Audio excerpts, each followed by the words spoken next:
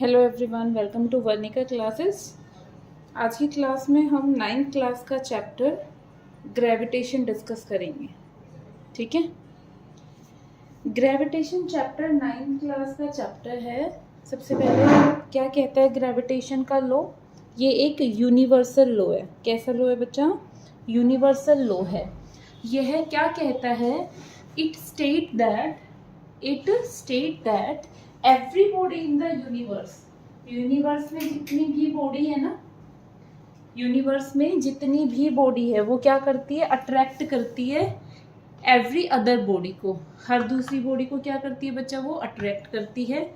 अब जिस फोर्स से वो अट्रैक्ट करती है ना, वो क्या होता है बेटा? डायरेक्टली प्रोपोर्शनल होता है। किसके डायरेक्टली प्रोपोर्शनल होता है? To the product of their masses. और इनवर्सली प्रोपोर्शनल होता है the square of the distance between them. ठीक है, जो थ्योरी में लिखा वो ये है। हमारे पास क्या है? दो बॉडी है। ये बॉडी इसको अट्रैक्ट कर रही है एक फोर्स से, और जो M2 बॉडी है वो M1 को अट्रैक्ट करती है किसी एक फोर्स से। तो कहता है हर एक बॉडी यूनिवर्स में दूसरी बॉडी को एक फोर्स से क्या करती है बेटा? अट्रैक्ट करती है। और जो उस पर फोर्स ऑफ ग्रेविटेशन लगता है वो डायरेक्टली प्रोपोर्शनल होता है। किसके डायरेक्टली प्रोपोर्शनल होता है बेटा? जो आपके दो ये क्या है? मासेस है, इनकी तो प्रोडक्ट के, और जो इनके बीच का डिस्टेंस है उसके क्या होता है? ये फोर्स इनवर्सली प्रोपोर्शनल होता है। और सिर्फ डिस्टेंस के नहीं, स्क्वायर ऑफ द डिस्टेंस के। ठीक है, यूनिवर्सल लॉ ये कहा गया है। यूनिवर्सल लॉ क्यों कहा गया है? क्योंकि ये यूनिवर्स में इसी चीज पे रुका रहेगा। ठीक है ना, हर जगह फॉलो होगा। ये यूनिवर्स में ये हर जगह फॉलो होगा। ठीक है, जब हम ये डायरेक्टली का साइन हटाते हैं ना बेटा, तो क्या आता है? क्या आता है? एक कांस्टेंट आता है जिसका नाम क्या है? Gravitational constant. क्या नाम है बेटा जी? Gravitational constant.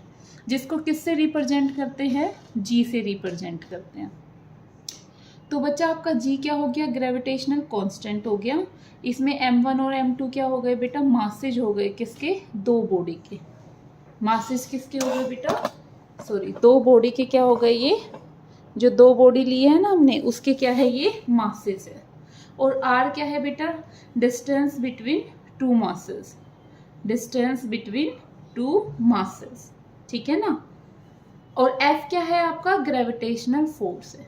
फिर से देखो, every body in the universe is attract another body with a force which is directly proportional to the product of their masses and inversely proportional to the square of the distance। Clear बेटा? जब ये आप directly का sign हटाओगे तो एक constant लगेगा जिसको capital G कहेंगे। यही हमारा क्या है? ग्रेविटेशनल कांस्टेंट है। M1 और M2 क्या है बेटा? मासेस है बॉडी की। M1 और M2 क्या है बेटा? मासेस है। और R क्या है? दोनों बॉडी के बीच के सेंटर से लेना है, क्योंकि एक सेंट्रल फोर्स होता है। कई बार न्यूमेरिकल ऐसा दे देगा आपको, डिस्टेंस यहाँ से मेजर करके दे देगा, है ना, तो आप क्या कहोगे कि ये तो वैलिड ही नहीं है, ये जो स्टेटमेंट है वो वैलिड ही नहीं है। क्यों? क्योंकि जो ग्रेविटेशनल फोर्स है वो सेंट्रल फोर्स है। इसके सेंटर से और दूसरी बॉडी के सेंटर से बीच की डिस्टेंस को ही हम R कहते हैं। ठीक है बेटा, ये क्या है? F क्या है आपका? ग्रेविटेशनल फोर्स है। क्लियर हुआ? क्लियर है बेटा? नोट डाउन कर लो आप। ठीक है, आगे कहता है, अब देखो कई बार ये होता है कोई बच्चा थोड़ा सोचे, हालांकि ये तो जेन्युइन क्वेश्चन है, हर बच्चे के माइंड में आता होगा कि यार मैं क्लास में दूसरे बच्चों के साथ बैठता हूँ, मुझे तो कभी उससे अट्रैक्शन फील नहीं होता, है ना, सीधी सी बात है। तो ग्रेविटेशनल जो फोर्स होता है, एक तो वो नॉन कॉन्टेक्ट फोर्स है। नॉन कॉन्टेक्ट मतलब ऐसा नहीं है कॉन्टेक्ट में आओगे तभी लगोगे, आप दूर दूर भी रहोगे ना तो भी एक फोर्स आपकी बॉडी में लगा रहता है हमेशा। तो ये क्या है? एक तो नॉन कॉन्टेक्ट फोर्स है।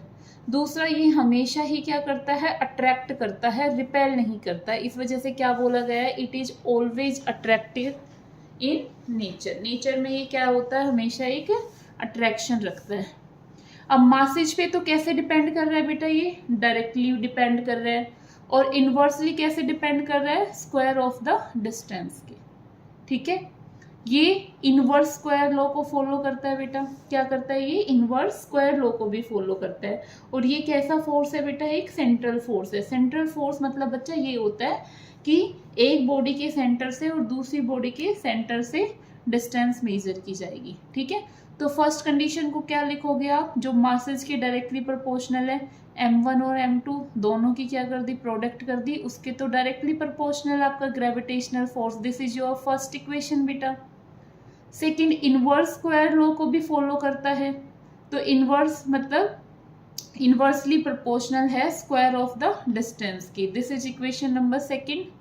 फर्स्ट और सेकंड को कंबाइन करोगे तो क्या मिलेगा बेटा, F inversely proportional m1 m2 upon r square. जब आप डायरेक्टली का साइन हटाओगे तो क्या मिलेगा बेटा, आपको एक कांस्टेंट मिलेगा जिसका नाम क्या है, g है। ठीक है, अब यहाँ पे कई बार क्वेश्चन आ जाता है आपका कि ग्रेविटेशनल फोर्स की यूनिट बताओ और ग्रेविटेशनल फोर्स का डायमेंशन फॉर्मूला बताओ।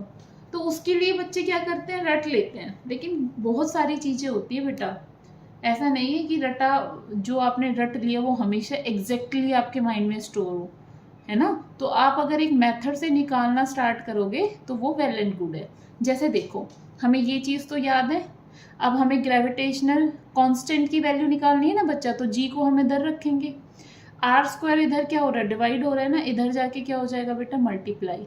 तो F multiply are square, m1 और m2 इधर क्या हो रहे हैं, मल्टीप्लाई में हो रहे हैं, नीचे आके क्या हो जाएंगे बेटा, डिवाइड में हो जाएंगे, तो m1 और m2 हो गए। ठीक है, अब बेटा जो फोर्स की यूनिट होती है वो क्या होती है, न्यूटन होती है। आर स्क्वायर की यूनिट क्या होती है बेटा, आर क्या है, एक डिस्टेंस है, डिस्टेंस को किस में मेजर करते हैं, मीटर में। अब आर का स्क्वायर है तो मीटर का भी स्क्वायर हो जाएगा। m1 और m2 क्या है, आपके मासेज है ना बच्चा, तो मासेज की यूनिट क्या होती है, केजी होती है ना, तो हमने यहाँ पे क्या लिख दिया, केजी। फर्स्ट बॉडी का केजी, सेकेंड बॉडी का भी केजी, तो क्या हो गया, केजी स्क्वायर। तो इस हिसाब से बेटा आपकी ग्रेविटेशनल कांस्टेंट की यूनिट क्या बनी बच्चा, न्यूटन मीटर स्क्वायर पर KG square, newton meter square पर केजी स्क्वायर। क्लियर है। अब जो इस कांस्टेंट की वैल्यू होती है ना बच्चा, वो कितनी होती है, फिक्स होती है, 6.67 इंटू 10 की पावर -11 न्यूटन मीटर स्क्वायर पर केजी स्क्वायर। ठीक है, इसको आप हमेशा याद रखना। क्लियर है, सिंपल, हमने कुछ नहीं किया बेटा, हमने पहले ये लगाया, ग्रेविटेशनल फोर्स का फॉर्मूला लगाया, उसके बाद जब कांस्टेंट आ गया तो कांस्टेंट को हमने एक साइड रखा, बाकी सब चीज़ को जो डिवाइड हो रही है वो मल्टीप्लाई हो गई और जो मल्टीप्लाई हो रही है वो डिवाइड हो जाएगी। ठीक है, उसके बाद हमने देखा कि फोर्स की यूनिट न्यूटन और आर के स्क्वायर मीटर, और केजी हो जाएगा आपकी मास की यूनिट, तो नीचे क्या आ जाएगा बेटा, केजी स्क्वायर आ जाएगा। ठीक है, जी को किस नाम से जाना जाता है बेटा, यूनिवर्सल कांस्टेंट के नाम से जाना जाता है, क्योंकि इसकी जो वैल्यू होती है वो हर जगह क्या होती है बेटा, सेम रहती है, कांस्टेंट रहती है, फिक्स रहती है। और ऐसा नहीं है कि वो दूसरे ऑब्जेक्ट के मास से इफेक्ट हो जाए, नहीं, चाहे कितना ही हैवी आ जाए, कितना ही लाइट मास आ जाए, वो हमेशा क्या रहेगी बेटा, फिक्स रहेगी, कांस्टेंट रहेगी। इसी वजह से जी को यूनिवर्सल कांस्टेंट, कांस्टेंट भी नहीं, यूनिवर्सल कांस्टेंट मतलब यूनिवर्स में कहीं भी चले जाओ आप, जी की वैल्यू वहां भी फिक्स रहेगी हर पॉइंट पे। जो यूनिवर्सल ग्रेविटेशनल कांस्टेंट है ना बेटा, उसकी जो मैथमेटिकली फॉर्म है वो क्या है, न्यूटन लॉ ऑफ ग्रेविटेशन हमारा ये हो गया। अगर हम ये मान ले कि जो हमारी दो बॉडी है उसको हमने कितना मान लिया बेटा, 1 kg मान लिया, क्या मान लिया बच्चा, 1 kg मान लिया, और डिस्टेंस को हमने 1 मीटर मान लिया, है ना। अगर ये जो कंडीशन हमने अज्यूम की है, इसको मैं इक्वेशन नंबर फर्स्ट में रख दूं तो क्या आएगा बच्चा, m1 और m2 की जगह तो 1 1 किया हमने, और r की जगह मेरा बच्चा क्या किया, 1 किया, तो क्या आ गया बेटा, f किसके इक्वल आ गया, g के इक्वल आ गया।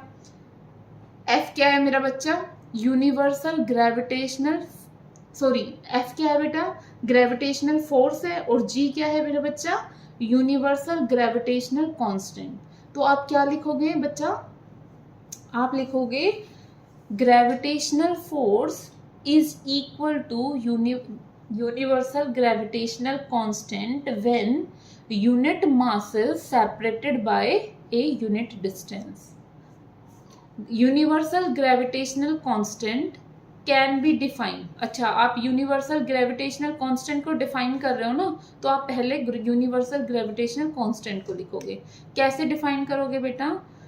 Universal gravitational constant can be define as a gravitational force when two unit masses. Unit masses मतलब बच्चा 1 kg है ना, मास है तो 1 kg बोल दिया, यूनिट मतलब 1 होता है. When unit mass is separated by a unit distance. ठीक है, उसका जो SI यूनिट होगा बेटा वो कैसे निकलेगा अभी निकाल के बताया, सेम हमने यहाँ पे रिपीट किया है. इतना आपको समझ आया? इतना क्लियर है बेटा? इतना क्लियर है बच्चा? आगे चलें.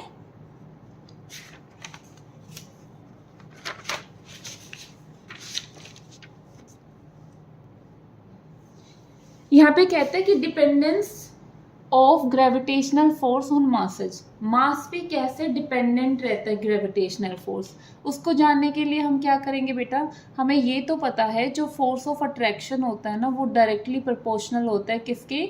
बॉडी के मास के. ठीक है, तो हमने एक एग्जाम्पल लिया, हमने 2 बॉडी ली, दोनों का मास क्या लिया बेटा? स्मॉल m लिया, और उसको क्या कर दिया बेटा? r डिस्टेंस की दूरी पे रख दिया. दोनों मासेज को r डिस्टेंस की दूरी पे रख दिया.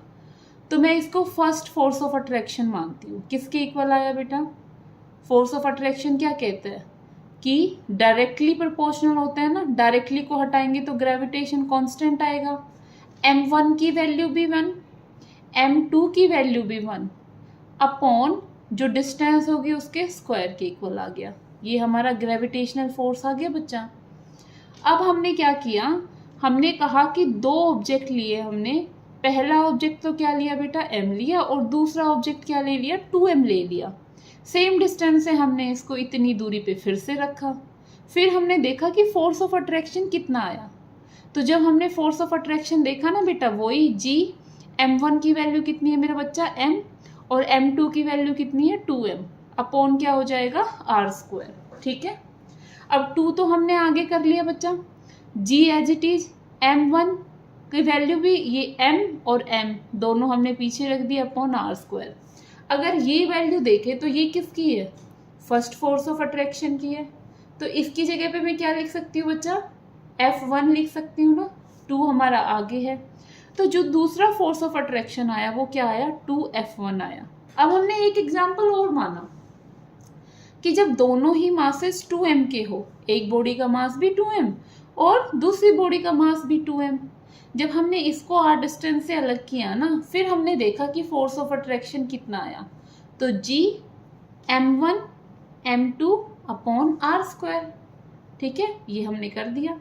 अब 2 और 2 कितना हो जाएगा बेटा? 4 आगे ले लिया. अंदर क्या बचा? g m1 m2 upon r².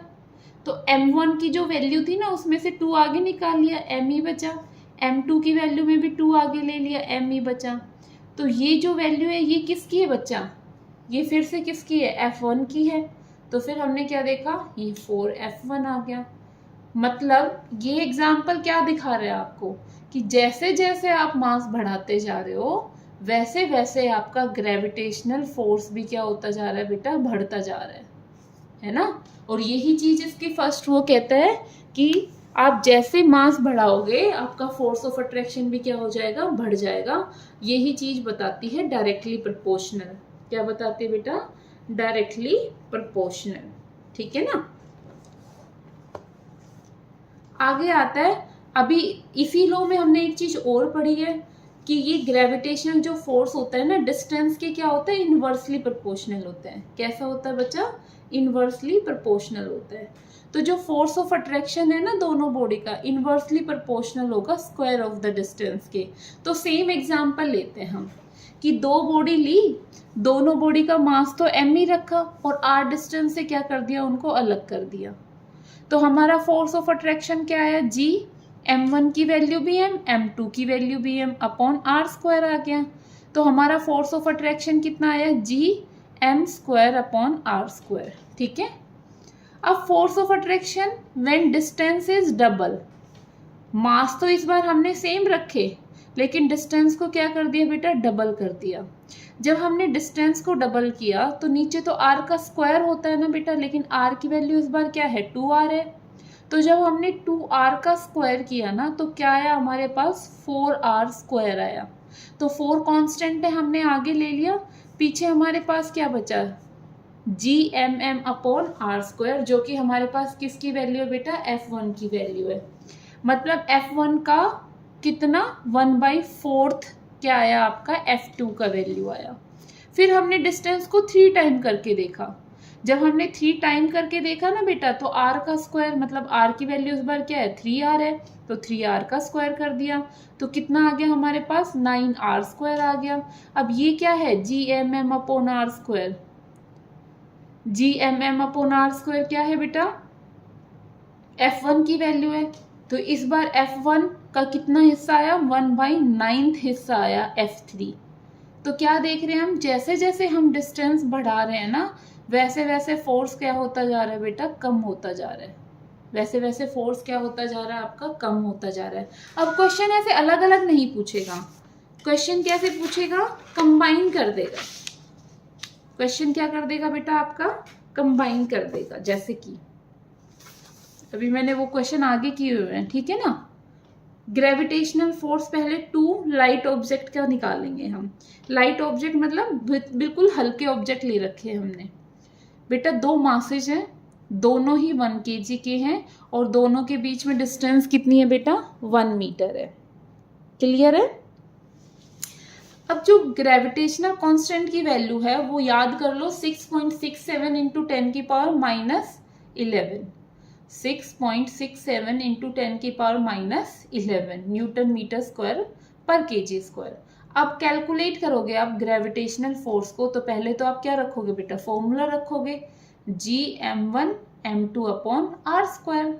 g की वैल्यू कितनी है, 6.67 इंटू 10 की पावर माइनस 11, m1 की वैल्यू 1 kg, m2 की value 1 kg upon r square कितना हो जाएगा, 1 का स्क्वायर हो जाएगा। तो आपका फोर्स क्या आ जाएगा बेटा, 6.67 इंटू 10 की पावर माइनस 11, क्योंकि फोर्स की यूनिट क्या है, न्यूटन, तो यहाँ पे न्यूटन आ जाएगा। ठीक है बेटा। जो आपका ग्रेविटेशनल फोर्स है वो नेचर में वीकेस्ट फोर्स है, इसी वजह से जब आप दूसरी बॉडी के पास बैठे रहते हो ना, तो आपको वो फोर्स फील नहीं होता, क्योंकि वो बहुत वीक फोर्स है, वो बहुत ज़्यादा वीक फोर्स है। अब यही हमने 2 ऑब्जेक्ट कैसे ले लिए बेटा, मैसिव ले लिए, थोड़े हैवी ऑब्जेक्ट के ले लिया। एक बॉडी का मास 60 kg है और दूसरी बॉडी का मास 100 kg है, और उसको 1 मीटर की डिस्टेंस की दूरी पे रखा गया है। तो सेम हम ग्रेविटेशनल फोर्स रखेंगे, वो किसके इक्वल होता है, g m1 m2 upon r square. g की वैल्यू कितनी हो जाएगी, सेम बेटा, कांस्टेंट है ये, तो हर जगह क्या रहेगी, सेम ही रहेगी, 6.67 इंटू 10 की पावर माइनस 11। m1 कितना है बेटा आपका, 60 है, m2 कितना है बेटा, 100 है, और r की वैल्यू कितनी है, 1 है। ठीक है। अब यहाँ पे आपने क्या किया बेटा, 1 2 3, 10 की पावर 3 तो ये लिखा, 6 हमने यहाँ पे लिख दिया, 10 की पावर माइनस 11। बेस सेम है तो पावर ऐड हो जाएगी बेटा, 3 प्लस माइनस 11। जब 6.67 को आप 6 से मल्टीप्लाई करोगे तो कितना आएगा बेटा, 40.04। ये जब बेस सेम है तो पावर ऐड कर दिया आपने, पावर ऐड करी तो कितना आया बेटा, -8 आया। कितना आया बेटा, -8 न्यूटन का फोर्स आया। तो ग्रेविटेशनल फोर्स का 1-2 न्यूमेरिकल किया हमने, एक हैवी ऑब्जेक्ट का और एक लाइट ऑब्जेक्ट का। ठीक है। आज हम इतना ही करेंगे। क्या क्या पढ़ा बेटा हमने, जल्दी से रिकैप कर लेते हैं। ग्रेविटेशनल फोर्स पढ़ा, ये क्या कहता है कि हर एक बॉडी दूसरी बॉडी को एक फोर्स से क्या करती है, अट्रैक्ट करती है, जो कि डायरेक्टली प्रोपोर्शनल होता है उसकी दोनों बॉडी की प्रोडक्ट के मासेस के, तो प्रोडक्ट के, और जो उसके बीच में डिस्टेंस होते हैं उसके क्या होता है, इन्वर्सली प्रोपोर्शनल होता है, स्क्वायर ऑफ द डिस्टेंस के। ठीक है। ग्रेविटेशन की यूनिट निकाली, उसके बाद मास पे ये डायरेक्टली डिपेंड करता है और डिस्टेंस पे ये इन्वर्सली डिपेंड करता है, उसको एग्जाम्पल से समझा। हैवी ऑब्जेक्ट होगा तो ग्रेविटेशनल फोर्स क्या होगा, लाइट ऑब्जेक्ट होगा तो ग्रेविटेशनल फोर्स क्या होगा। ये हमने आज की वीडियो में किया है। Thank you so much.